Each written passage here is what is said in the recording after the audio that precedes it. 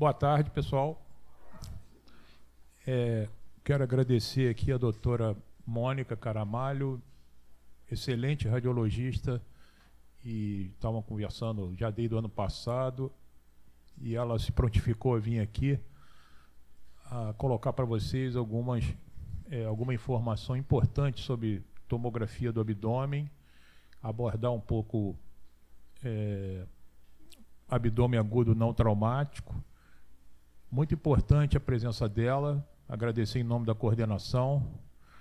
Doutora é médica da CDPI, do DASA e do Centro de Imagem, excelente pessoa e uma ótima médica. Agradeço muito a presença dela. O único presente que eu posso dar para ela é o nosso certificado. E ela não bebe, senão eu chamava a Paulo para ir conversar, né, Paulo? Para a gente poder levá-la. Mas ela come direitinho, dá para a gente levar ela para comer alguma coisa. E a nossa sorte é que ela não é vegana também, senão a doutora Russa ali... Hein? Ainda não. Mas a doutora... Não, mas a doutora pode levar o namorado, que ele vai comer com a gente. Tá? Um abraço, muito obrigado, Mônica. Nada. Jefferson é meu amigo, então esses elogios aí é por conta disso. Pode. Eu não vou falar no microfone, não. Vocês estão ouvindo, gente?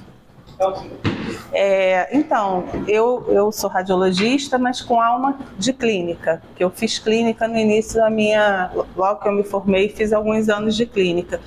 Então, eu sempre procuro, nas minhas aulas, fazer uma abordagem bem, assim, mesmo para os radiologistas, bem prática.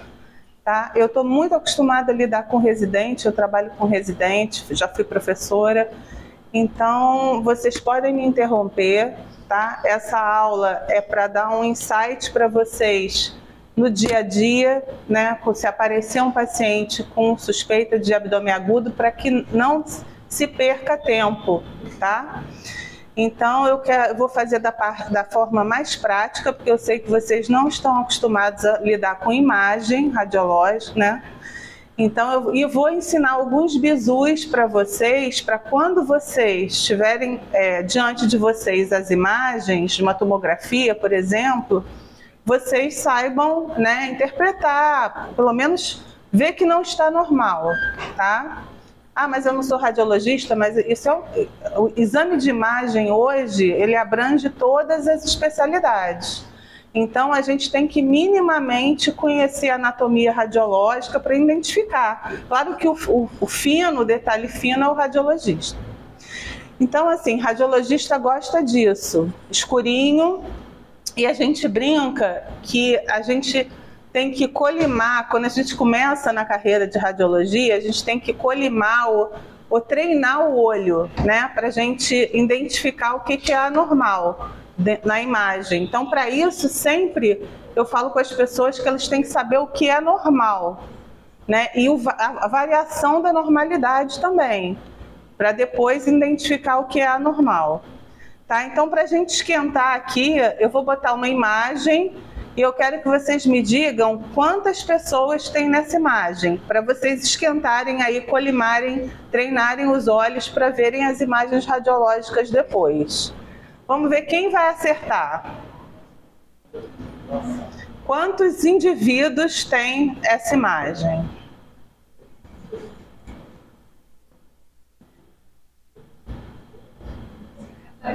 Vou dar aí 30 segundos.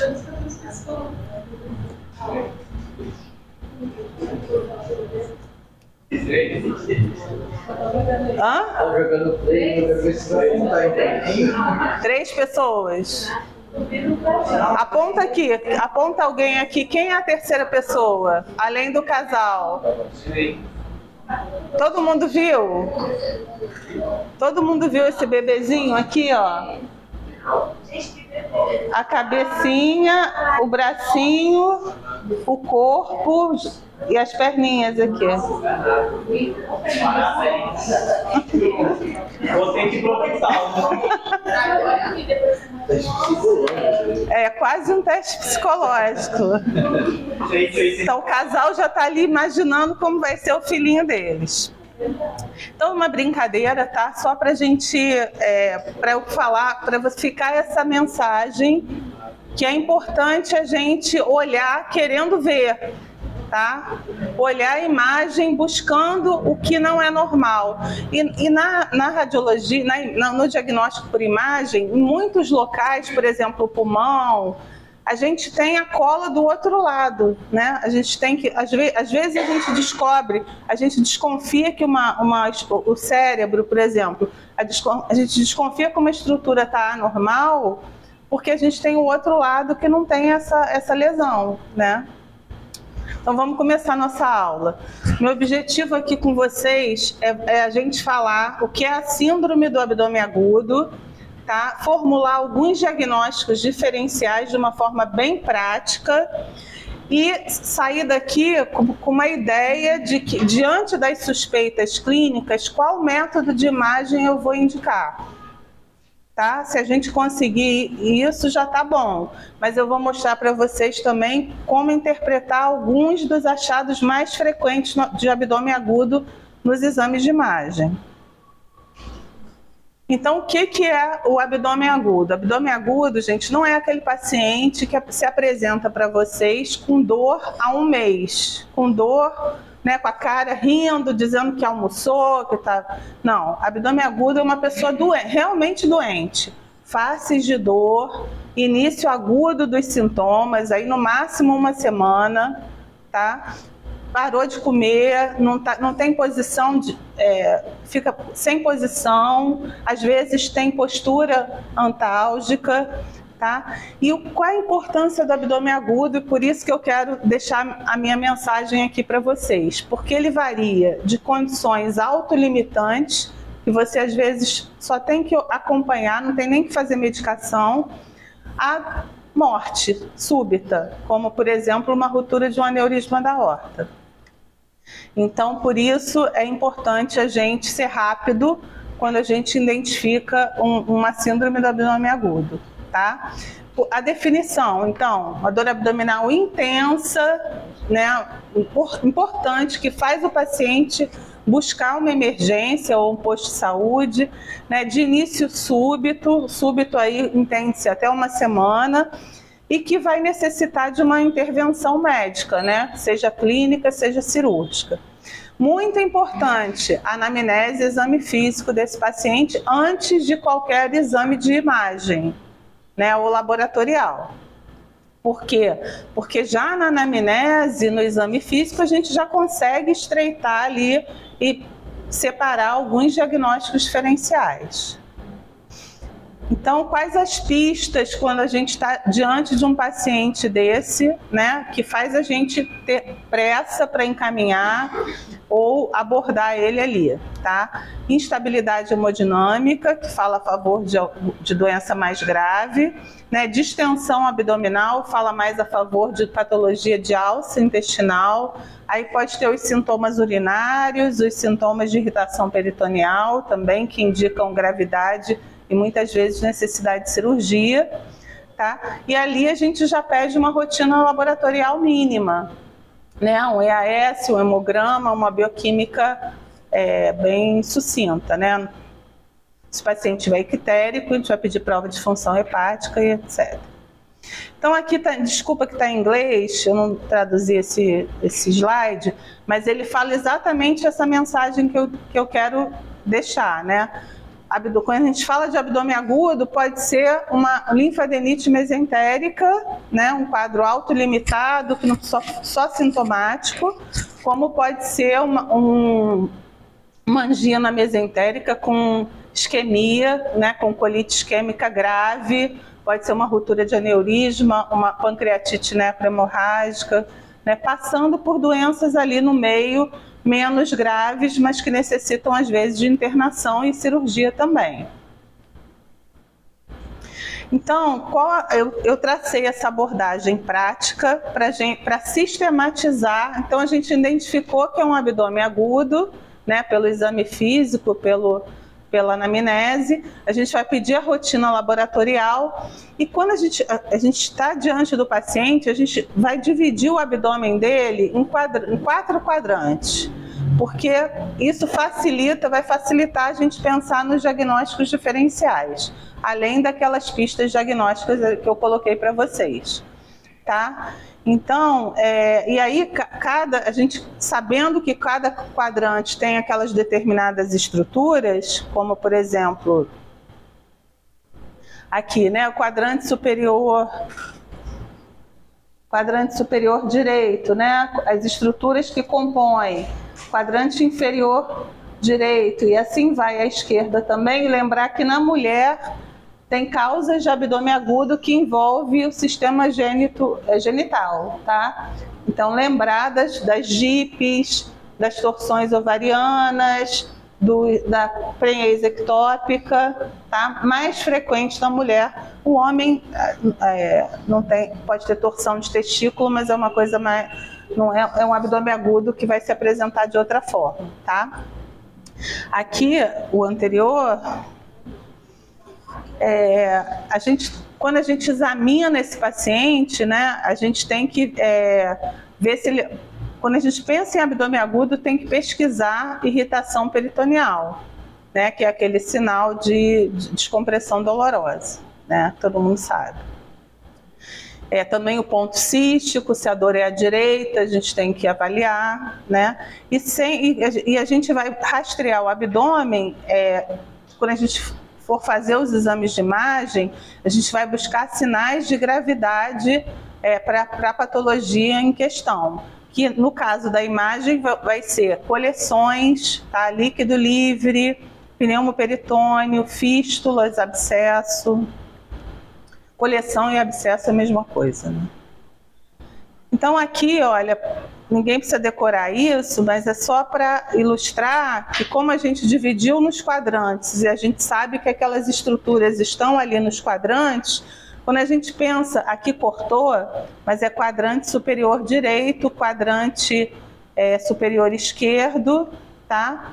Aqui inferior direito, inferior esquerdo, e aqui é uma dor difusa. Então, à direita, no quadrante superior, principalmente colicistite aguda, pancreatite de cabeça, né? Também a gente pode ter uma pancreatite mais focal, o paciente sinta mais dor à direita, abscesso hepático, tá? Colangite. Já à esquerda, a gente vai pensar em úlcera gástrica, em úlcera duodenal, pancreatite de corpo e de cauda, infarto esplênico, abscesso esplênico. Inferior direito, campeão é apendicite aguda, tá? Mas pode ser uma diverticulite de seco, pode ser uma prenhez ectópica, pode ser uma paciente com endometriose, com dor na ovulação, tá? Inferior esquerdo, campeão é a diverticulite de sigmoide, mas também pode ser doença tubo-ovariana, tá? Ou doença uterina também, né? O que é importante aqui? Existem as dores referidas, né? Então, nem toda dor no abdômen superior é do abdômen superior. Um infarto de parede inferior pode doer no epigastro, tá? Uma crise falcêmica pode dar uma dor abdominal difusa, né? Então, a gente tem que ficar ligado nisso também, tá? Não é porque é no quadrante superior, uma pericardite, por exemplo, aqui, né, uma pneumonia de base pode dar dor referida nos hipocôndrios, tá? E aqui, quando a gente fala de abdômen agudo, a gente pensa logo naquela rotina de abdômen agudo, né? Que são 3 radiografias. Muito utilizada durante a vida toda, né? Os cirurgiões ainda gostam muito, mas hoje em dia quase todos os hospitais que atendem emergência têm TC e ultrassom de emergência. Então acaba que essa rotina de abdômen agudo ela vem sendo substituída por ultrassom ou TC, dependendo da patologia, como eu vou mostrar para vocês. Mas ainda é um exame que é solicitado. São 3 radiografias, um tórax com paciente em pé, um PA, e 2 abdômenes, um em pé, em ortostática, e um abdômen com raios horizontais. Tá? Então, a imagem da radiografia, aqui eu só coloquei uma, para ilustrar como a radiografia foi sendo substituída, né, pela tomografia, que dá muito mais informação, tanto anatômica quanto relacionada à densidade das estruturas, para mostrar que esse paciente tinha um quadro de abdômen agudo, com dor abdominal e vômitos, né, um quadro suspeito para suboclusão, com peristalse de luta, e praticamente a radiografia em ortostática foi normal. A gente não vê nível, né, vê a sombra gástrica aqui normal, as alças intestinais não chamam atenção, não parecem distendidas, e a ampola retal tem gás. Então, eu poderia examinar esse paciente e fazer essa radiografia e achar que ele não tem nenhuma doença grave. Mas ele estava existia uma dissociação muito grande, clínico-radiológica. Então, ele fez uma tomografia e a tomografia tinha alças muito distendidas com líquido. Por isso que não aparecia aqui. Porque na rotina de abdômen agudo, o gás ele aparece muito na radiografia. Tanto que o tórax a gente explora isso, porque os pulmões ficam... Aquele preto dos pulmões a gente vê muito bem. Mas se a alça estiver distendida com líquido, fica muito parecida com a densidade parecida dos tecidos dos órgãos, que é tecido com densidade de partes moles. E aí a gente não tem uma diferenciação muito grande das estruturas. E essa radiografia passa como normal. Tá? Na radiografia, a gente vê bem as estruturas que têm densidades diferentes. Densidade próxima, fica tudo muito parecido, com a mesma cor. Então, esse aqui é um exemplo que eu botei como a tomografia superior do que o raio-x. Mas se não tiver nada, o raio-x ainda dá muita informação, tá? Aqui, ó, um raio-x de tórax, uma rotina de abdômen agudo de 2 pacientes diferentes. Vocês têm ideia do que é esse ar aqui entre a cúpula diafragmática e o fígado? Um pneumoperitônio, tá? Não é para ter isso, não é para ter esse gás entre... Olha o outro lado. O outro lado, o baço, tá aqui, eu só vejo esse gás aqui, que é a câmara gástrica. Tá? Desse lado eu tenho o pulmão pretinho e um gás que é preto também. O gás ele tem a menor densidade, então ele aparece preto. E o que é mais denso, osso, metal, aparece bem branco. E os tecidos moles, como fígado, baço, aparecem um cinza claro. E aí a gente não consegue diferenciar bem. Pneumoperitônio, tanto no raio-x quanto na tomografia, é sinal de quê, gente? Ruptura de víscera oca. Pode ser estômago também, tá? Olha que pneumoperitônio enorme aqui. Dá para ver. Aí, como a gente tem 2 estruturas de densidade diferentes, a gente consegue delimitar o fígado, ó. E esse gás fora de alça enorme, um pneumoperitônio, isso aqui foi uma ruptura grave ou de alça. Esse aqui eu não sei, que eu peguei da internet, esse slide. Vamos voltar ao slide anterior, por favor. Lado esquerdo do paciente, dá para confundir que no meio também é com uma alça, aquela parte de cima é onde aquela é polegar. Aqui. Ele acha que é uma alça por conta da estrutura. A bolha gástrica é diferente, tá vendo? Ela é sempre mais redondinha, tá? Então, e gente, nos exames de imagem, sempre o nosso lado esquerdo é o direito do paciente. Vocês sabem disso, né? Então, aqui é o direito e aqui é o esquerdo. Tá aparecendo a sua setinha ali. Você tá apontando, tá? Eu tô apontando para cá. Desculpa. Aqui é o direito, esquerdo, tá? Direito, fossa ilíaca direita com a crista ilíaca, fossa ilíaca esquerda. Quando você falou dos pneumoperitônios, a luzinha não acendeu aí. A pessoa, por isso ele tá... Então, peraí, deixa eu... Eu pensei que era eu também com problema cerebral, mas não era não. Ó, pneumoperitônio é isso aqui. Isso. Agora isso aqui é o diafragma fininho, tá vendo? E aqui é o fígado. Deu para ver ali entre o fígado e o diafragma que ela está falando? Esse pretinho aqui é o gás. E aqui, ó, muito pneumoperitônio pneu peritônio volumoso, o baço e aqui o fígado. Uma ácido.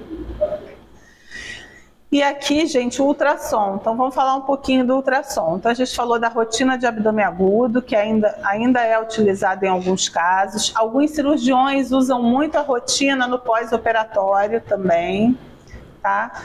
E o ultrassom, ele é ruim para ver gás, tá? Então, gás e osso, lembra disso. Gás e osso, o ultrassom é péssimo. Tá? Ultrassom é muito bom para ver partes moles, superficiais, tá? É muito bom para fígado, vias biliares, dá muita informação. Tá? Para as vísceras abdominais em geral ele é bom, as vísceras maciças. Agora, para a alça já complica mais, tá? Agora, ele ainda é usado para, por exemplo, num contexto de uma gestante, por causa da radiação, num contexto de uma criança que é magrinha, que normalmente a criança é magra. Então, a gente consegue identificar, como nesse caso aqui, o apêndice, né? Essa estrutura aqui tubular, em fundo cego. A luzinha não está acendendo. Ai, desculpa, eu estou mostrando aqui. Tubular, em fundo cego. Tá? O gás, ele faz uma sombra. Nesse caso, o paciente era magrinho, então a gente não teve tanta interposição de gás atrapalhando. Mas no paciente obeso, que aí o coxinho de gordura atrapalha, ou se tiver alças intestinais na frente, faz uma sombra, e a calcificação e o osso também, que a gente não consegue ver por trás. Por isso que às vezes no ultrassom, fala pâncreas não visibilizado devido à interposição de alças intestinais. Porque como ele é retroperitoneal, se o paciente for obeso e se tiver alça ali na frente, aquele gás não consegue fazer com que o feixe de ultrassom avalie bem a estrutura que está por trás. Mas o ultrassom, nesse contexto aí que eu falei, para suspeita de colicistite, de cólica biliar, para criança com suspeita de apendicite, né, ou linfonodomegalia, ou uma linfadenite mesentérica, para ver cistite, cálculo é bom, o ultrassom é bom para cálculo proximal. Se o cálculo tiver proximal ou distal, já lá próximo da bexiga, na juve. Mas se o cálculo estiver no trajeto ureteral, pelo mesmo motivo, o ureter fica lá atrás no abdômen, as alças intestinais com gás atrapalham. Então, o melhor exame, hoje em dia, com paciente com cólica renal, na emergência ou no posto, né, para indicar é tomografia sem contraste, tá? Para ver onde que está para ver se tem cálculo, o tamanho do cálculo, e em que sítio o cálculo está impactado. Aqui é a tomografia, né? Então, como eu falei para vocês, essa é uma tomografia com contraste, tá? Esse aqui é um corte axial do abdômen superior e as reconstruções multiplanares em coronal e em sagital. Esses equipamentos mais novos, que a gente chama de multidetector ou multislice, eles fazem cortes, imagens submilimétricas. A gente faz imagem com 0,5 milímetros. Então a gente tem uma definição muito boa das estruturas, tanto no plano axial quanto nas reconstruções, né? Então a TC ela é muito superior, né? Num contexto de emergência, de trauma, por exemplo, né? Para ver se tem laceração de órgão, ruptura de víscera oca, ela dá muito detalhe, tá? E aí a gente injeta, na emergência a gente nem sempre injeta contraste.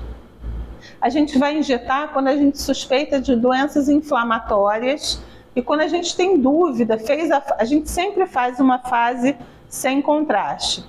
Se a gente definiu ali o que tem, é uma diverticulite aguda não complicada. Não precisa fazer contraste, a gente não vai expor. Contraste ele é nefrotóxico, ele tem um potencial de alergia. Então, mesmo o paciente tendo função renal normal e não sendo alérgico, a gente tem que ter essa preocupação de ser diagnosticar o melhor possível com o mínimo de invasão para o paciente. Então aqui, ó, o fígado, que tem densidade homogênea, densidade de partes moles, aqui são os vasos, os ramos da veia porta, aqui o estômago com um pouquinho de líquido, o baço também com a densidade parecida com a do fígado, aqui a suprarrenal direita, ó, a perninha dela e o corpo, tá? Dá para ver bem a coluna, dá para ver bem a parede, né? E nas reconstruções coronal e sagital a gente consegue delimitar melhor onde as lesões estão. Mônica, para a pesquisa de metástases hepáticas é necessário contraste? Sim.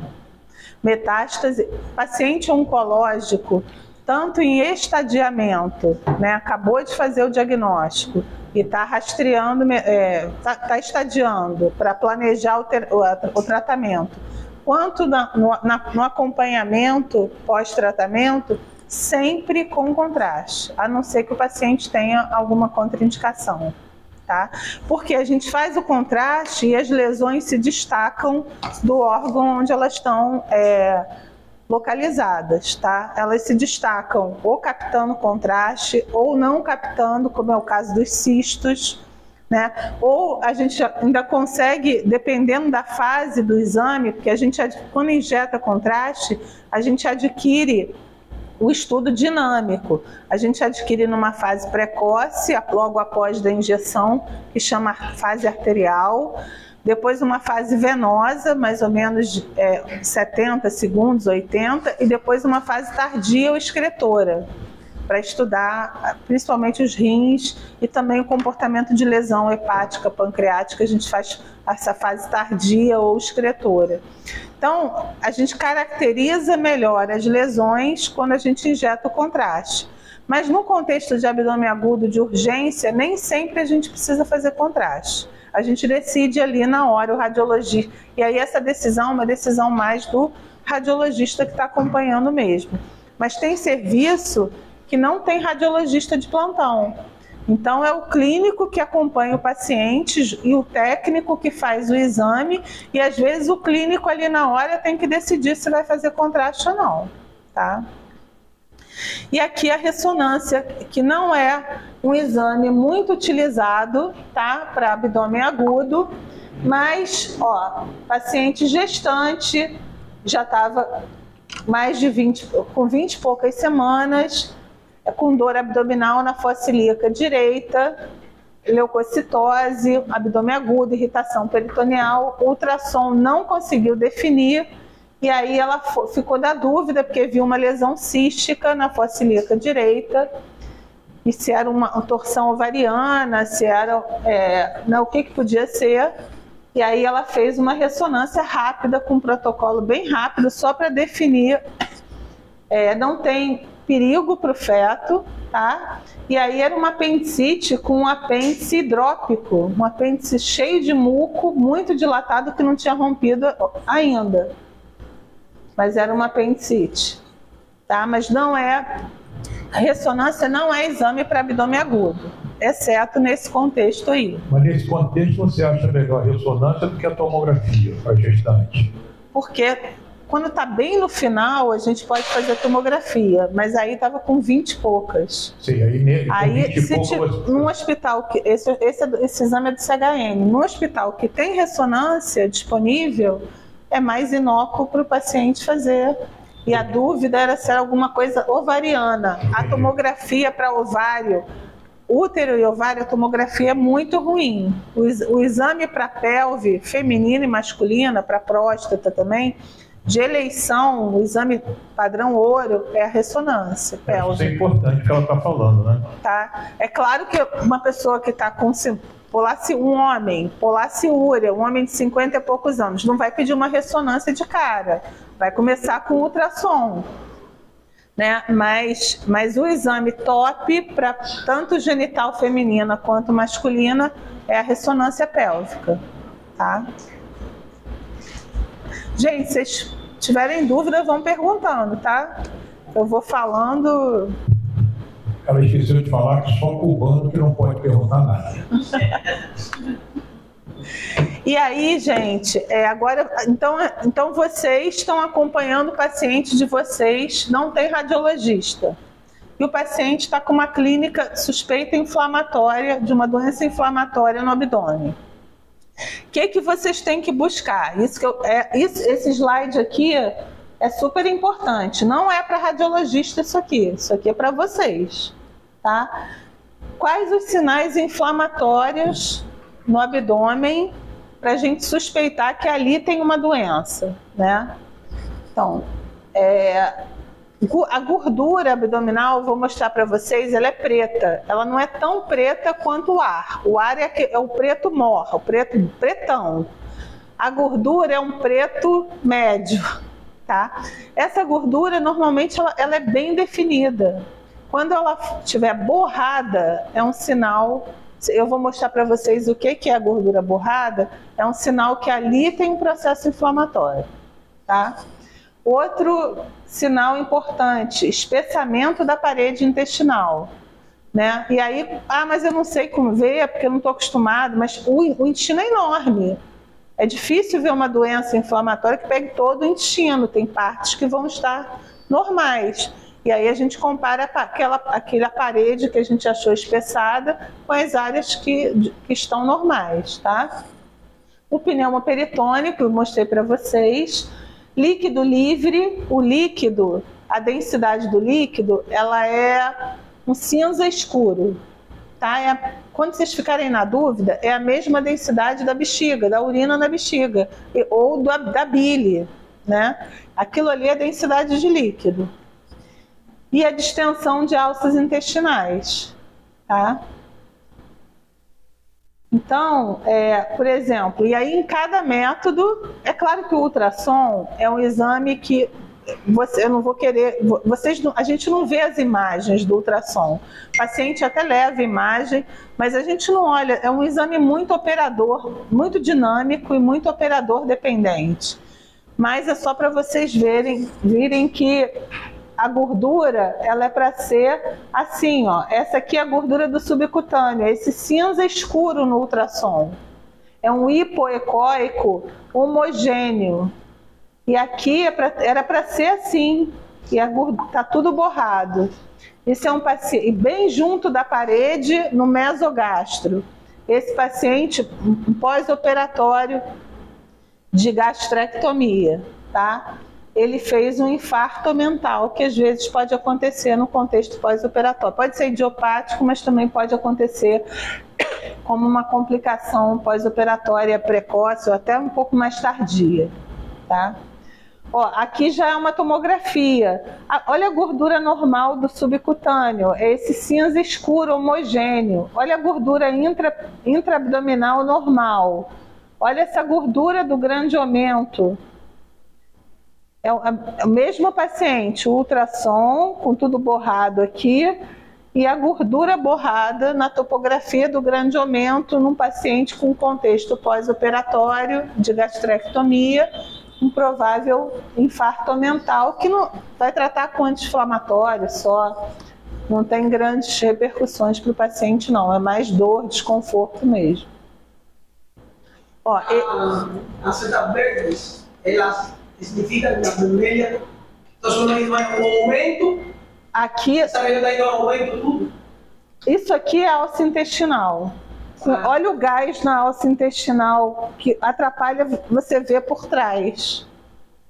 Tá? Isso aqui é o peritônio, aqui é a alça e aqui é o aumento maior, que é tipo aquele avental, né, de peritônio que recobre a cavidade na frente, antero-superior. Oi? Ó, outro caso, um caso que eu queria mostrar para vocês do espessamento da parede de alça. Olha a alça normal aqui do cólon, fininha, tá vendo? Olha aqui. Alça fina. Tá melhor de ver aqui, porque tem um pouquinho de gás. A parede da alça é fina. Olha essa parede espessada captando o contraste heterogêneo e a gordura adjacente borrada. Esse paciente tem doença aqui, provavelmente infecciosa, porque a gordura está borrada.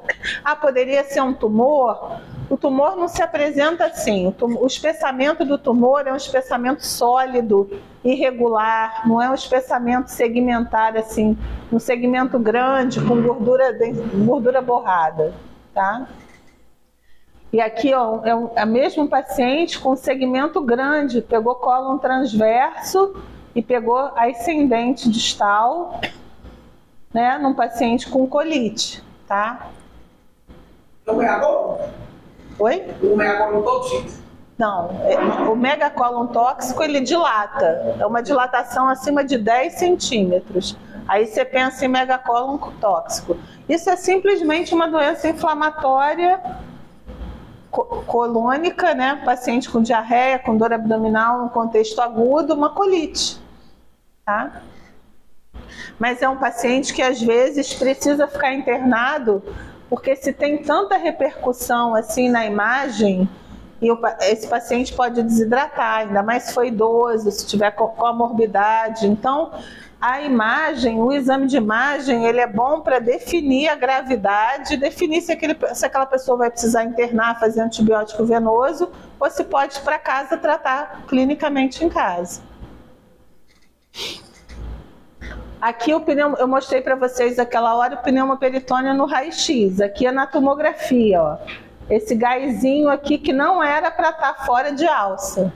Tá? Na tomografia, o gás tem que estar dentro das alças. Se estiver fora de alça, é pneumoperitônio. E aí a gente pode usar esse recurso aqui de mexer nos parâmetros da tomografia e botar, a gente fala janela para pulmão, porque aí o ar aparece mais. Aí se aqui a gente tinha dúvida se esse paciente tinha pneumoperitônio, aqui a gente não tem mais dúvida. A gente consegue afirmar. Tá? No contexto de pós-operatório, a gente pode ter pneumoperitônio até 10 dias de cirurgia, sem ser patológico. Agora, não pode aumentar, né? Porque aí é suspeita de decência ou de alguma complicação cirúrgica. Tá? Isso aí é a pelve, né? A bacia, né? Isso aqui, ó, é o ilíaco, sim, o sacro, fossa ilíaca direita, lado direito do paciente, fossa ilíaca esquerda, hipogástrio.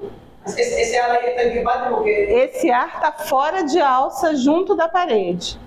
Ah. Por isso que é o pneumoperitônio. Isso é um sinal, se o paciente não foi operado recente, é sinal de ruptura de víscera oca. O paciente está deitado aí, ele não está de pé. Tá. Isso, a tomografia sempre é feita com o paciente em decúbito. Pode ser feita em decúbito dorsal. Algumas vezes a gente vira o paciente de barriga para baixo. Mas na maioria das vezes é com a barriga para cima, em decúbito dorsal. Algumas vezes a gente faz em decúbito ventral. Tem algumas indicações para ver se o cálculo está impactado na JUV, na junção uretero-vesical. Às vezes a gente fica na dúvida se esse cálculo está livre na bexiga ou se ele está impactado. Aí a gente vira o paciente de barriga para baixo. Se ele cair, ele está livre na bexiga. Se ele continuar preso ali, né, virou e continuar não cair, não mover, ele está na JUV. Esse aqui é peritônio e parede, né? Isso aqui é o reto abdominal. É que o paciente tem um reto bem fininho, já é um paciente idoso. Isso aqui é reto abdominal, o peritônio é uma camada bem fininha, a gente só vê se estiver espessado. E esse ar, como o paciente está deitado, o ar é mais leve, ele foi para junto da parede. Da mesma forma que quando o paciente está em pé, na radiografia de tórax, o ar sobe e se coloca entre o fígado, entre o baço e a hemicúpula diafragmática. Né? Tá entendido? Nunca tinha visto um peritônio assim, excretora, paciente horizontal. Primeira vez. Nunca tinha visto TC? Não, o pneumoperitônio na TC. Na TC, tá. E aqui, ó, a vantagem do ultrassom, então o ultrassom, gente, ele é um exame muito bom. Por quê? Porque ele é fácil de realização, pode levar ultrassom para qualquer lugar, pode fazer no leito, né? É um exame rápido, é um exame inócuo, que para o paciente não tem radiação, e a gente ainda permite funcionar um líquido ascítico, por exemplo, para mandar para a cultura, para a célula neoplástica, para a célula fazer uma citologia. Então, isso aqui é uma agulha de ultrassom, um paciente fazendo um cirurgião fazendo uma paracentese guiada por ultrassom, tá? E aqui o líquido que eu falei para vocês, ó, aqui é a bexiga com urina e aqui é líquido livre na cavidade, na pelve. A densidade como é semelhante. É diferente da densidade de partes moles, que é essa densidade do músculo, da gordura subcutânea e do osso. Tá? Essas são as diferentes densidades na TC. Então, eu olho essa TC, eu vejo que esse líquido aqui está sobrando. Esse paciente tem um líquido moderado na pelve. Então, eu tenho que pesquisar uma doença inflamatória aí para ele. Tá? Mulheres em fase de ovulatórias pode ter uma pequena quantidade de líquido na pelve que não é considerado patológico. Mas homem e mulheres fora de idade fértil, idosa, quando tiver líquido, a gente tem que pensar em alguma doença. Dá para quantificar? Dá. Você me aí fala, não, eu tenho que... Não, quantificar não. Quantos ml não. Não, porque às vezes tem no abdômen superior também. Fazer uma fina camada líquida. Agora, a gente consegue dizer moderado, assim, volumoso, sim. Agora, quantos ml certinho, não. Agora, se a gente tiver uma coleção, um abscesso, a gente consegue medir os 3 diâmetros e consegue dar o volume. E a gente ainda consegue medir a distância do meio do abscesso até a parede mais próxima, para poder o cirurgião ter uma ideia do tamanho, para ver se é possível drenar percutâneo. Nesse caso aí, está em declive... Sempre o quê? Digamos assim, essa também é macia. Não, esse aqui é um ultrassom, uma agulha entrando na fossa ilíaca aqui, a ponta da agulha. Isso aqui é a alça boiando. Isso aqui é a parede abdominal. O outro, esse aí. Esse aqui, o líquido está aqui, ó, entre as alças na pelve. E aqui é a bexiga. Isso aqui é pelve, isso aqui é o acetábulo. Isso. O sacro, ó, o acetábulo, tá começando a entrar no fêmur, já tá lá embaixo. É o líquido no fundo de saco. Isso aqui é um líquido no fundo de saco. No fundo de saco, se for mulher. Se for homem, lá embaixo é recesso reto-vesical. Mas como tem bastante aqui, a gente prefere falar líquido livre na pelve, tá? Ó, outro caso. Isso aqui, ó, uma imagem ovalar com nível líquido que não se comunica com alça na pelve à esquerda, junto de alça de sigmoide que estava espessada. Não apareceu aqui, mas a gordura aqui está borrada. O que é isso? Isso aqui. Um abscesso, provavelmente por uma diverticulite. Então, uma diverticulite complicada com um abscesso pélvico, tá? Então, esse paciente vai ficar internado, vai fazer antibiótico venoso. Se não responder, eu meço a distância daqui à parede aqui. O cirurgião entra com uma agulha aqui, drena, né? Drena, deixa um dreninho ali e resolve a vida dele. Aqui, olha, essa estrutura aqui, do outro lado está aqui. Que estrutura é essa? Fusiforme. Lá atrás. Pessoas, isso. É um abscesso de pessoas num paciente com piomiosite. Tá? Olha a espessura de um lado e do outro. A gordura ao redor borrada, não fez contraste, mas se fizer, provavelmente o conteúdo dentro é bem hipodenso e normalmente os abscessos captam contraste na parede, formam uma cápsula na parede. Então, aqui a gente vai rapidamente para aquela abordagem sistemática dos quadrantes. Eu vou mostrar em cada quadrante as principais doenças para vocês virem o aspecto radiológico delas, tá? Então, aqui, quadrante superior direito, a maior parte é ocupada pelo fígado. Patologia de via biliar, de intestino delgado, grosso, cabeça do pâncreas e estômago, mais a porção do antro e bulbo, né? Mais para a direita é antro e bulbo. As doenças mais comuns, muito frequente, cólica biliar. A gente vê muito paciente com abdômen agudo por cólica biliar ou colicistite, quando o cálculo impacta no infundíbulo e fica ali, faz um processo inflamatório na parede. A cólica biliar, o paciente não tem o cálculo, normalmente pode impactar e sair. E aí o paciente tem dor, geralmente relacionada com uma libação alimentar de alimentos gordurosos, né?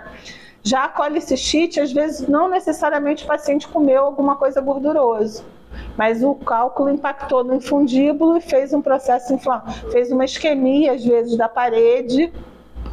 E aí aquele processo pode melhorar espontaneamente ou pode evoluir para um quadro mais grave que necessita de cirurgia de urgência. Tá? A hepatite aguda, às vezes a hepatomegalia é muito dolorosa e o paciente pode se apresentar com abdômen agudo, mas é mais frequente. O abscesso hepático pode ser piogênico, secundário a uma apendicite ou uma diverticulite, ou pode ser amebiano também. Tá? A pancreatite de cabeça e a úlcera duodenal, às vezes pode doer também do lado direito, não necessariamente no epigastro, mas pode doer do lado direito. E se ela romper, né, se a úlcera perfurar, aí é um paciente com dor abdominal e pneu peritônio. Tá? E aquilo que eu falei, lembrar que doenças do tórax ou doenças sistêmicas, ou doenças, por exemplo, como herpes zoster, né? Antes de aparecer as vesículas e aquela dor intercostal típica, quando o herpes é intercostal, o paciente pode, às vezes, ter uma dor no quadrante superior. E aí aqui a colicistite aguda, obstrução do cístico, pelo cálculo impactado, inflamação, essa parede vai estar espessada. A parede da vesícula nos exames de imagem, ela é uma linhazinha. Às vezes a gente pode ter a parede espessada da grossura de um dedo. Tá? O ultrassom sempre o método de escolha no contexto de emergência. Tá? E a vesícula vai estar distendida ou hidrópica, de parede espessada, com cálculo impactado no infundíbulo, e a gente vai ter o sinal de Murphy radiológico. Né? O ultrassonografista vai botar o transdutor no ponto cístico e o paciente vai pular. Então aqui, ó, a vesícula distendida, hidrópica, com conteúdo, não está pretinho, anecoico, como é para ser. Aqui, ó, tá um conteúdo mais heterogêneo, com alguns pontos ecogênicos. É uma vesícula com lama biliar e a parede espessada. Olha a parede aqui, bem espessada. Normalmente a parede é um fiozinho de cabelo. E aqui uma tomografia, ó, a parede captando o contraste, bem espessada, e a gordura ao redor borrada, que é um sinal de inflamação no abdômen. Tá? Essa mensagem que eu quero que vocês... Parede espessada, gordura borrada, líquido e gás fora de alça, são sinais de doença inflamatória, geralmente na cavidade abdominal.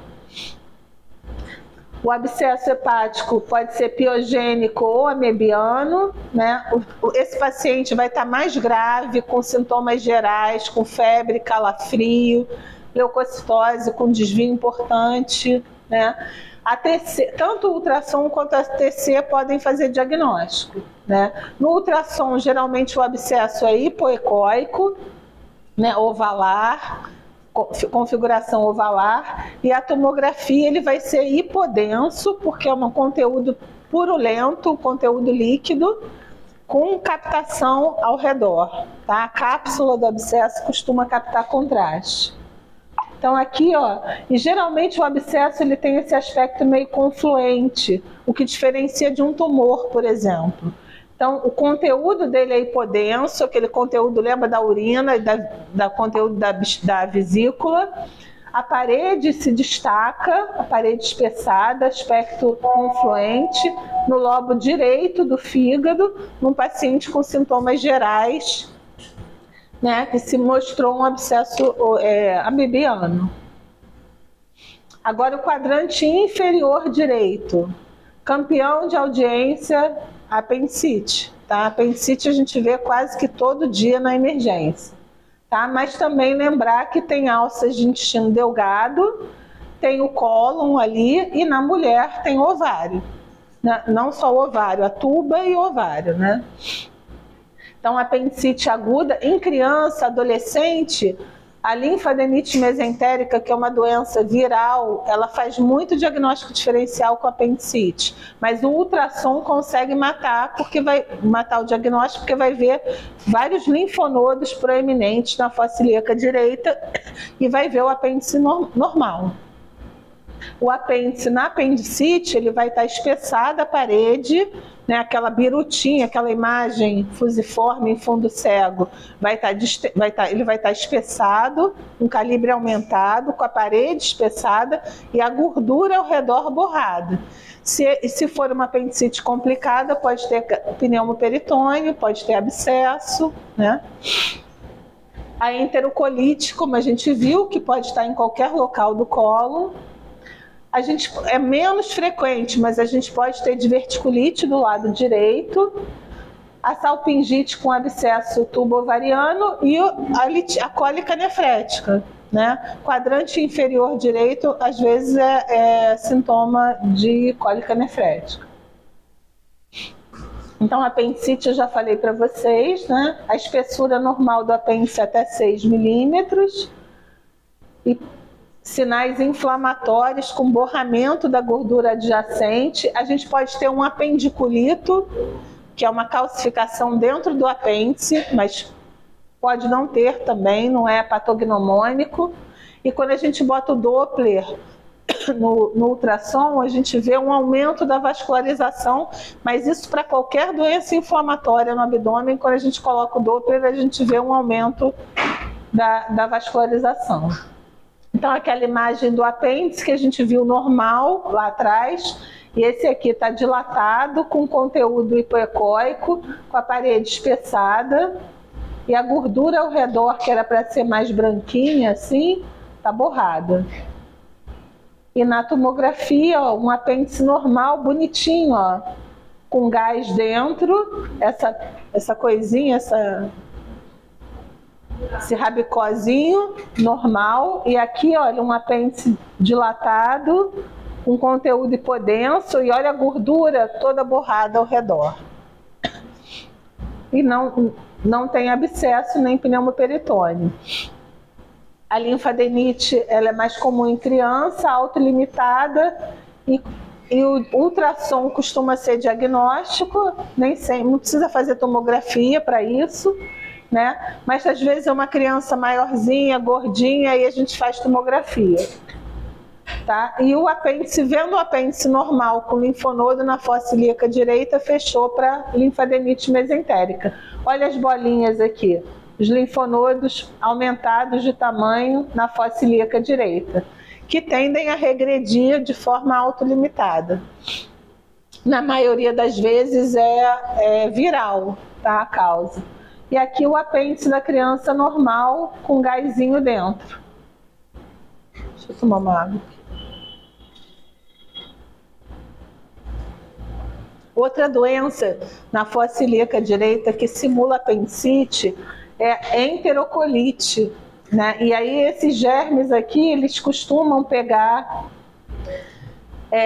ilho distal, e aí dá um quadro muito similar à apendicite, tá? Tanto salmonela e Yersinia, mas a gente vai fazer a tomografia, que é melhor do que o ultrassom, como eu falei para vocês, para ver a alça. Geralmente esse paciente tem diarreia, então já pista para a doença em alça, não vamos pedir ultrassom, Vamos pedir uma TC, se for o caso, né? Se o paciente tiver sintomas sistêmicos, se tiver uma diarreia importante, uma leucocitose importante. Nem todo mundo vai precisar fazer TC, né? E aí a gente vai encontrar um apêndice normal e um espessamento do ilho distal com a gordura borrada, e aí a gente vai fechar o diagnóstico de uma enterocolite e não apendicite.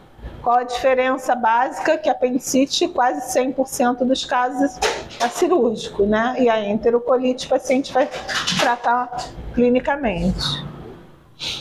Aqui um ultrassom. Olha como é que é difícil o ultrassom para alça intestinal. A tomografia, a gente vê aquela gordura borrada, a parede espessada, a gente não tem dúvida. Isso aqui é mais difícil de ver, realmente, mesmo com uma pessoa com experiência, só a Angélica mesmo que vê essas coisas. Aqui é uma diverticulite de seco, ó. Um divertículo único no seco que inflamou e fez esse estrago aqui. Parede super espessada, olha a parede do outro lado normal, o espessamento ao redor parietal heterogêneo, na região de um divertículo único com a gordura toda borrada, uma diverticulite de seco. A doença inflamatória pélvica, né? Mulher jovem, geralmente tem queixa de dismenorreia, ou de prurido vaginal, ou de leucorreia, né? Costuma ter febre, né? E ultrassom transvaginal é a escolha. Tomografia para pelve feminina e masculina, como eu falei para vocês, não é legal. A gente faz suspeita se tiver alguma alteração, mas é ultrassom ou ressonância, tá? Se for uma suspeita de massa, alguma coisa, ou uma doença mais grave, a gente vai internar o paciente num lugar que tenha ressonância ou encaminhar para fazer ressonância. Né? E quais os achados? Vai ter aumento do volume, tanto o ultrassom quanto a ressonância vê muito bem o ovário. Então a gente consegue definir os folículos, então já a tomografia não consegue. Tá? A gente vai dizer que o ovário está aumentado ou reduzido.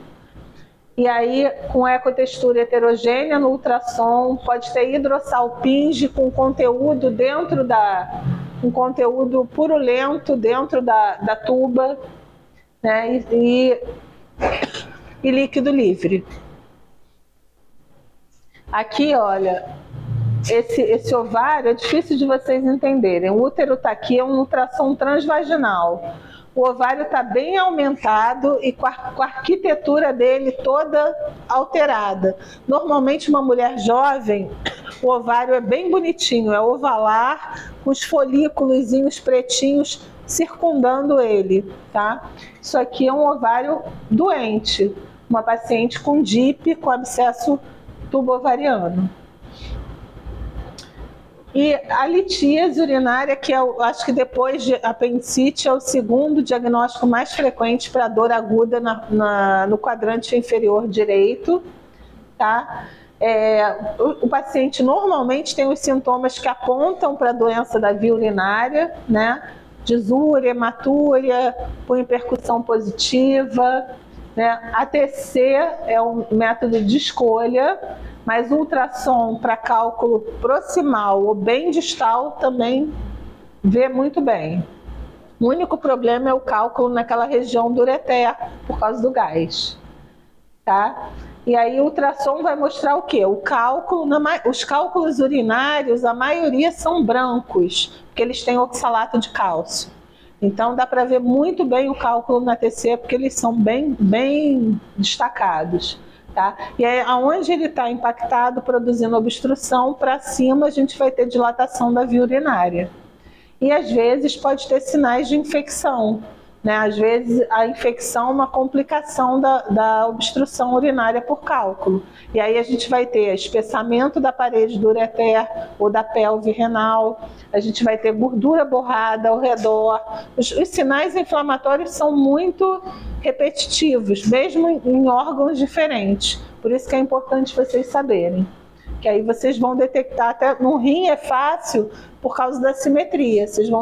Pode ter pielonefrite bilateral? Pode, mas na maioria das vezes um lado predomina sobre o outro. E aqui o cálculo bonitinho, ó, no ureter, impactado aqui no ureter. Ah, eu não botei nenhum... E normalmente a gente vê o ureter dilatado para cima e o sistema coletor do rim, o sistema caliciano dilatado. Agora vamos para... Está quase terminando. Dor no quadrante inferior esquerdo. Tá? O quadrante superior esquerdo ele não é muito frequente de ter patologia de abdômen agudo.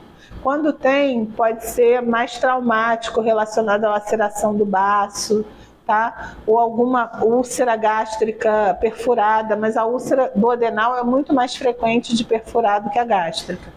Uma pancreatite de cauda, mas o quadrante superior esquerdo não é muito frequente ter patologia inflamatória. Já o quadrante inferior esquerdo é muito frequente, e aí principalmente por diverticulite aguda, do sigmoide, que é bem frequente também.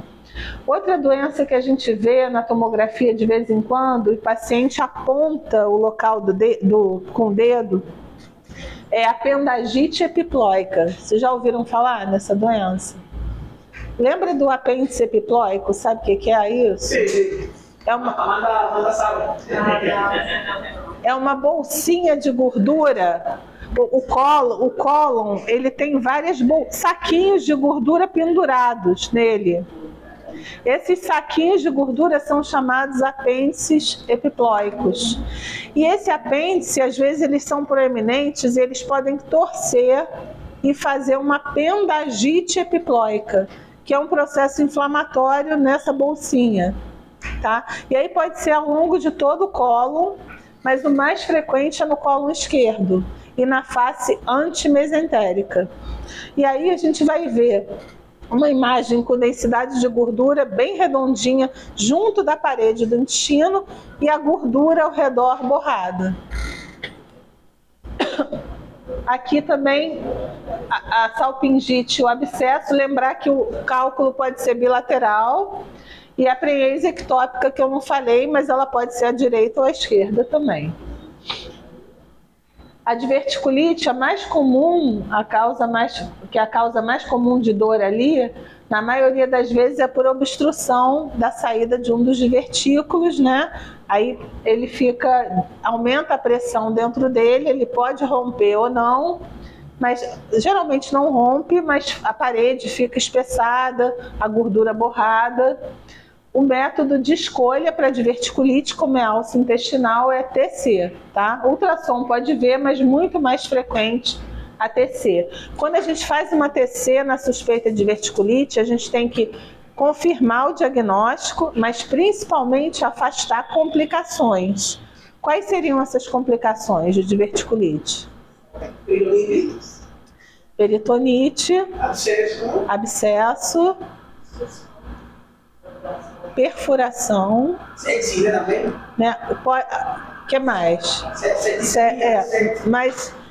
E fístula, gente. Paciente com diverticulite, de repente, ele pode fazer xixi e sair bolhas. Fazer uma fístula vesical.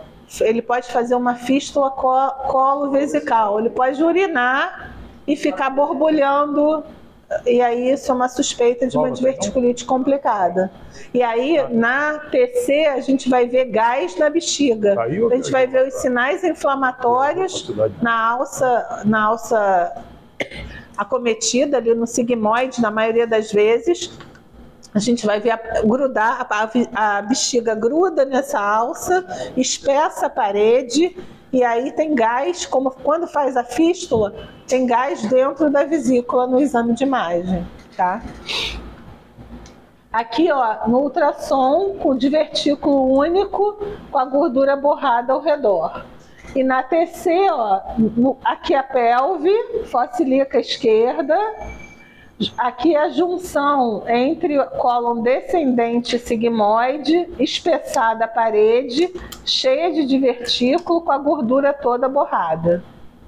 Outra complicação de diverticulite é abscesso na parede do intestino também. Tá? Pode ter coleção fora da parede, que foi uma que eu mostrei para vocês, e pode ter coleção, abscesso na parede. Apendagite, que é um processo inflamatório envolvendo aquela bolsinha de gordura.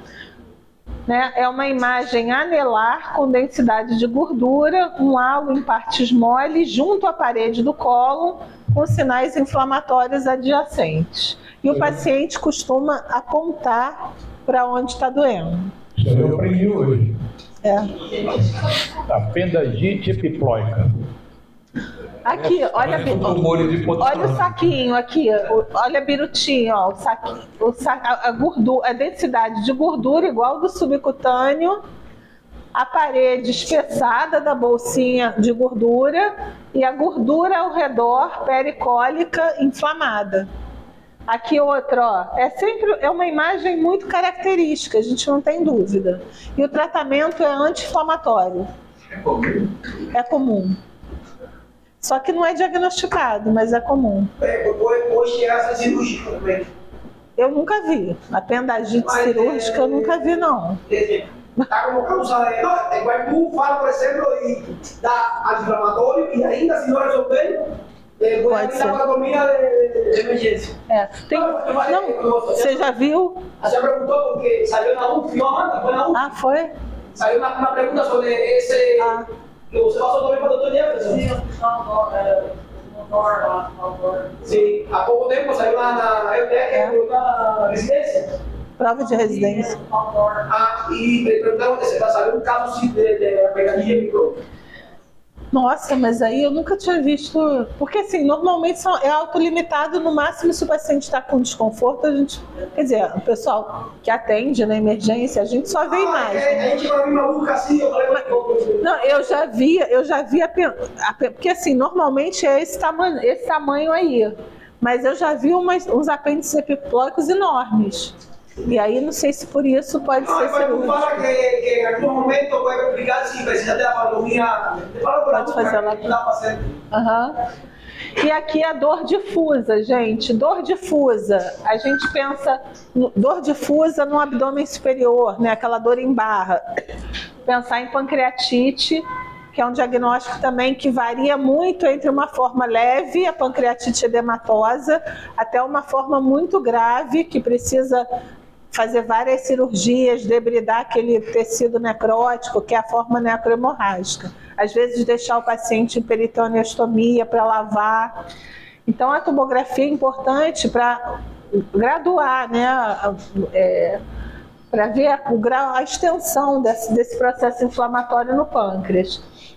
A peritonite, né? A obstrução intestinal, que costuma dar dor difusa também, e essas complicações aórticas que geralmente levam o paciente a óbito, né? Se não correr para intervir, o paciente vai a óbito, uma ruptura de aneurisma, uma dissecção. Então aqui, ó, o pâncreas, a gente não consegue ver os limites do pâncreas. Normalmente ele tem um limite bem definido, a gente vê a gordura pretinha, essa gordura aqui normal ao redor dele. Aqui é o corpo, a cauda, a cabeça fica mais baixa, a gente vê nos cortes mais abaixo.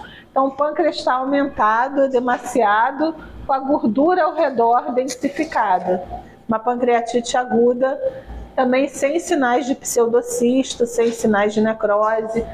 Quando a gente vir pancreatite, é bom fazer contraste, tá? Até para ver se tem alguma área de necrose no pâncreas ou no tecido peripancreático. Ó, o aneurisma de aorta roto. A parede aqui está bem definida, um aneurisma pegando bifurcação aortoilíaca. Tudo aqui é o aneurisma, e nessa face anterolateral do aneurisma o contorno está mal definido e a gente tem sangue na cavidade. Tá? Isso aqui, às vezes, o paciente tem uma sorte de uma alça intestinal grudar ali e tamponar aquele sangramento e deixar o paciente, dar tempo do paciente chegar numa emergência, fazer o exame diagnóstico e ir para a hemodinâmica colocar uma endoprótese. Foi quase na junção. Foi na junção. É um aneurisma que pegava a bifurcação.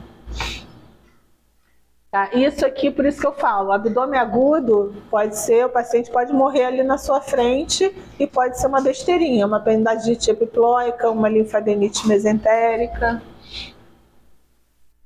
E aí... Assim, claro, nesse caso o paciente ia ter sinais clínicos mais... o paciente às vezes chega chocado, né? Hipocorado. Quando a gente vir alças intestinais dilatadas, tá? Alças intestinais dilatadas geralmente é um desafio para a gente, né? É um quadro de suboclusão. O que é importante no quadro de suboclusão? Tem as causas mecânicas ou obstrutivas que podem ser cirúrgicas e tem o ilho adinâmico, que geralmente o intestino todo está cometido, tanto o delgado quanto o cólon, e é uma causa às vezes metabólica ou é um ilho paralítico pós-operatório, então é importante diferenciar isso. Tá? No ilho adinâmico ou ilho paralítico, geralmente todo o intestino está distendido. No ilho mecânico, normalmente a gente vai ter a distensão a montante do segmento que tem a obstrução. Qual a causa mais comum de ilho mecânico? Bridas e aderências. Bridas e aderências, isso aí. Paciente com várias cirurgias, né? Que em algum momento aí começa a vomitar, dor abdominal, e aí a gente faz uma TC, o melhor exame pode fazer uma rotina de abdômen agudo, mas o melhor, se tiver tomografia no local que você está atendendo, o melhor exame é a tomografia. Então, ó, aqui as alças bem estendidas com líquido, só que outras alças com calibre normal. Isso já levanta a suspeita de ilho mecânico, ilho obstrutivo, tá? E aí, no meio, aqui no hipogastro, a gente vê essa imagem em alvo, como se tivesse uma coisa dentro da outra. Os vasos foram parar lá, o mesentério, os vasos e a gordura mesentérica foi parar dentro da alça. O que pode ser isso? Invaginação? Invaginação intestinal. Ou invaginação ou intussuscepção, é a mesma coisa. Esse aqui não era criança, não. Quando é criança, a criança pode fazer sem ter uma cabeça definida de invaginação, sem ter algo que levou a isso. No adulto, a invaginação tem que pensar em tumor, como cabeça de invaginação. Tem que descartar tumor. E aí é importante fazer o contraste, tá? Doutora, por que não consigo ver as alças de um lado da dilatada? Ela está no mesmo nível? A gente não tem todas as imagens aqui, mas aqui é um corte. Na tomografia a gente fala de corte. Sim. É um corte na pelve. Olha os ilíacos aqui, tá vendo? É um corte mais ou menos no nível de L5. O tomógrafo cortou aqui. O que eu estou vendo? Alças intestinais de calibre normal, que são essas aqui. E aqui no hipogastro e na fossa ilíaca esquerda, alças distendidas. Aqui é o psoas, tá, gente? Isso aqui é o psoas, ó. Cortado assim, por isso que a gente está vendo como bolinha. Mas a gente está vendo segmentos de alças distendidas com líquido, é alça de delgado. O cólon, olha o cólon esquerdo, normal, descendente, calibre normal. Alças ileais na fossa ilíaca direita de calibre normal. E essas alças distendidas e essa imagem típica de alvo, como se tivesse o mesentério entrado, uma alça entrou dentro da outra. Isso é uma intussuscepção do jejum ilho proximal, porque é do quadrante esquerdo, mais provável que seja jejuno distal ou ilho. Mais provável que seja jejuno. Porque é difícil que cólon se imagine, né? Cólon é mais raro. O delgado é mais fácil de imaginar.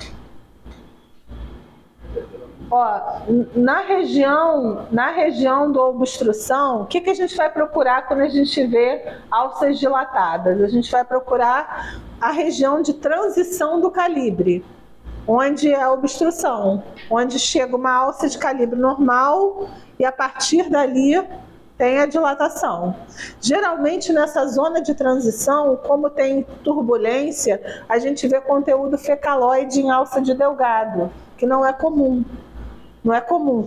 Normalmente resíduo sólido a gente só vê no cólon. Nesse caso aqui, a região de obstrução era aqui, era uma brida, e aí a gente não vê a causa, porque a brida é uma aderência, né? Aqui era a região de transição com esse resíduo sólido. Então a gente pode dizer que a suspeita é que a partir daqui, desse stop, para cima, todas as alças estão dilatadas, até às vezes o estômago. Nem sempre isso é cirúrgico. Na maioria das vezes, deixa o paciente em jejum, né? Faz um repouso do cólon, bota sonda nasogástrica e costuma evoluir bem sem precisar de cirurgia. Até que depois ele pode fazer um outro episódio. Mas algumas vezes esse paciente tem que intervir. Qual o problema de intervir? Que quanto mais intervir, mais chance de fazer aderência, né? Esse pontinho preto que está ali é fezes? Fezes, resíduo sólido. Normalmente no ilho, no delgado, você não vê resíduo sólido, mas no ponto de obstrução, normalmente acumula ali o resíduo, porque ali está com dificuldade de passagem. Então, quando você vê dilatação e na zona de transição do calibre normal para o calibre a partir dali aumentado, essa quantidade, esse moteado, esse aspecto moteado, a gente aponta que o problema deve ser ali. Entendeu? Ó, aqui já é um ilho adinâmico, tá tudo distendido, tanto delgado quanto cólon.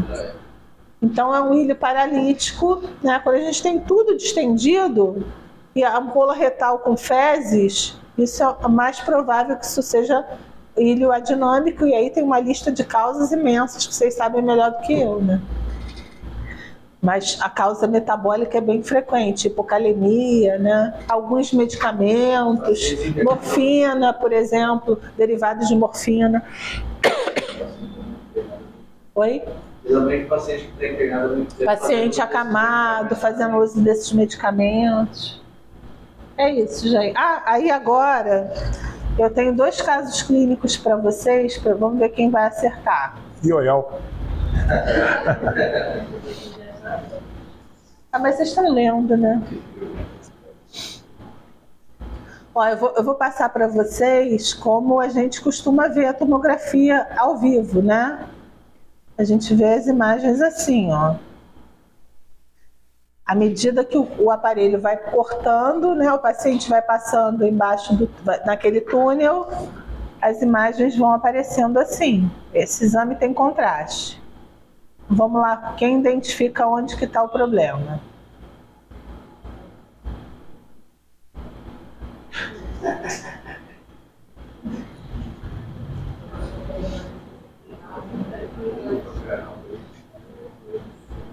Peraí.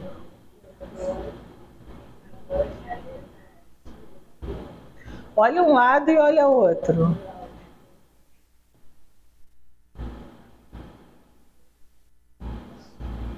O paciente tinha dor no quadrante inferior direito há 3 dias. Sim. Hã? 3 dias. 3 dias. 3 dias? Cuidado. É verdade. Ó, o apêndice está aqui. Está aqui, ó. Está aqui. Você viu branco, né? Tem uma apendicite. O apêndice está aqui, não tem apendicite. Um ponto branco aí que apareceu um momento. Não tem. O apêndice está aqui. O apêndice ele está um pouquinho espessado, mas é por contiguidade, pelo processo inflamatório. Aonde? Aonde que está o processo inflamatório? Tem um pontinho branco aí que aparece. Que pontinho branco é esse? Não, o mais Ó, isso aqui é uma imagenzinha sacular Sim, de quê? com gás dentro e está hiperdensa e está grudada na parede. Hã? De vertículo. Então é um seco, porque está na fossa ilíaca direita. Não, aqui está mais no flanco, está no cólon ascendente. Com o divertículo, às vezes, por ele acumular resíduo, às vezes ele fica branco. Ainda mais se o paciente já fez contraste oral alguma vez na vida. É uma diverticulite de seco. Mas olha a diferença, é isso que eu quero que vocês identifiquem. Olha essa gordura. Não tem dúvida, quando olha essa tomografia, que esse processo está aqui nessa região. A cor dessa gordura tinha que estar igual. Tinha que estar aqui, ó, igual a gordura da parede abdominal, do tecido subcutâneo. Tá vendo? Tá tudo borrado. E aí, se vocês estão sem radiologista, vocês podem pedir para injetar contraste, que vai conseguir definir melhor parede de alça, vai conseguir ver melhor o apêndice. E aí a gente vê que o apêndice está aqui, ó, tá saindo do seco, e ele tá meio dilatado e com gordura borrada em volta dele. Mas ele tá com a parede espessada, mas não é uma apendicite primária, vamos dizer assim. É um processo inflamatório no apêndice pelo processo inflamatório adjacente. E aí você vê divertículo, doutora? Aí você vê? Esse aqui é o divertículo, aquilo que você falou que era apendicolito. Isso aqui é o divertículo. Só você passar isso, né? Os divertículos. Só você passar isso, porque... Não, gente, o divertículo não é uma imagem fundo cego, um saquinho na parede. Os divertículos são essas bolsinhas. Mas a gente vê com defeito de contorno de llenado na parede, pero assim, na lateral. Ele é para fora, o divertículo é para fora. Você vê uma imagem aqui no central, não dá para comparar com a parede da alça. Você está vendo numa visão Você está vendo, de repente, um outro método. Na tomografia. Você mostrou em massa, com divertículo, que você via o esboço, se essa fora. Esse aí eu mostraria um ponto, em uma imagem toda... Espera aí que eu vou achar um divertículo aqui. Não, você mostrou imagem de... Quando ele estava de pé. E você vê assim, outro corte lá. como você vê também Outro corte já perdeu de divertículo na lateral do polo. Você não tem na praia. Você vê a fechada aqui, o divertículo aqui. Vou mostrar. Olha aqui os divertículos. Só que às vezes eles têm conteúdo dentro. E é comum ter divertículo com esse conteúdo denso dentro. Olha aqui as bolsinhas para fora. Só que lá tá... Isso. Mas ali um ponto que... Não, esse tá mais difícil. Aquele que eu mostrei tá mais difícil mesmo. Mas ele, ó. Olha aqui. Você tá com apendicite no bolso, né? Não, tá perdendo. Não, eu sei, mas ali daquele outro lado... caso. Mulher, na meia-idade, ictérica, com dor abdominal no quadrante superior direito. Vou passar. Vocês vão me dizer aonde que está a alteração. Dor abdominal no quadrante superior direito.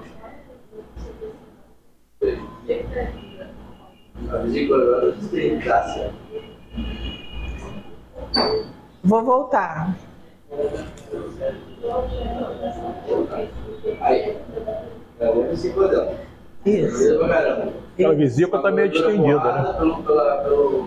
Também tem a interior, o líquido dentro.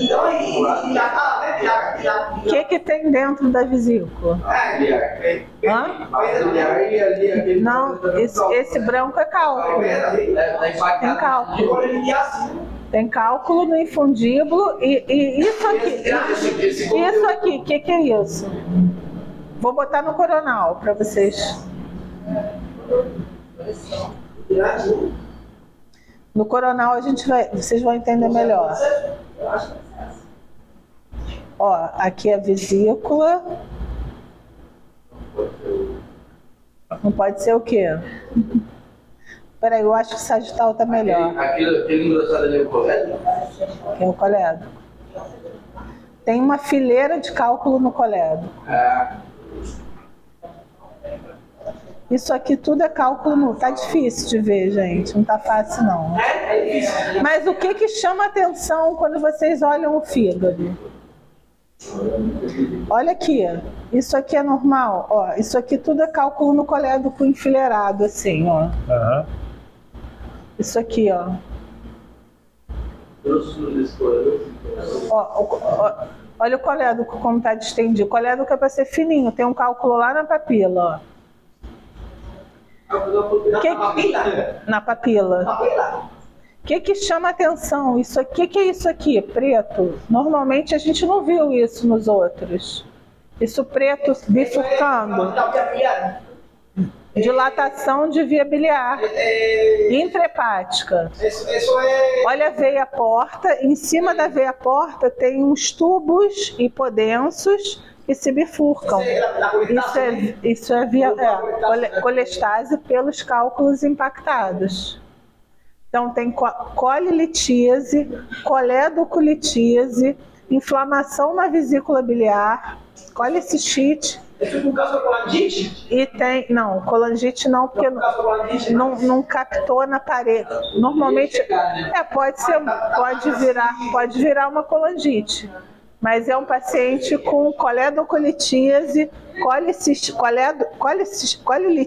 coledocolitíase, colicistite e uma colestase importante com dilatação. Pode dar pela imagem. Pela imagem. A colangite, a colangite vai, se o paciente está com calafrio, se tá, a icterícia pode ser pela colestase. Pode, mas a colangite é o que ele falou, é um diagnóstico clínico. Você tem que ter os 5 sinais da apertada de reino. Não, isso quando a colangite é grave. Que grave. Puede ser las tres chacharcó, Ele encharcou é o inicia febre y dolor y cogollo. Essa é colestase também, né? No, que está así el olfato de la Essas três, uma coledocolitíase você pode ter. Com uma coledocolitíase só, você tem um cálculo impactado no colédoco, você pode ter icterícia, você pode ter dor e você pode ter o... Colúria, colia. A colangite, você não pode fechar o diagnóstico de colangite só com a triade de Charcot. Não, porque você pode ter só com uma coledocolitíase, sem uma colangite e uma triade de Charcot. Agora, se tiver calafrio, leucocitose com desvio.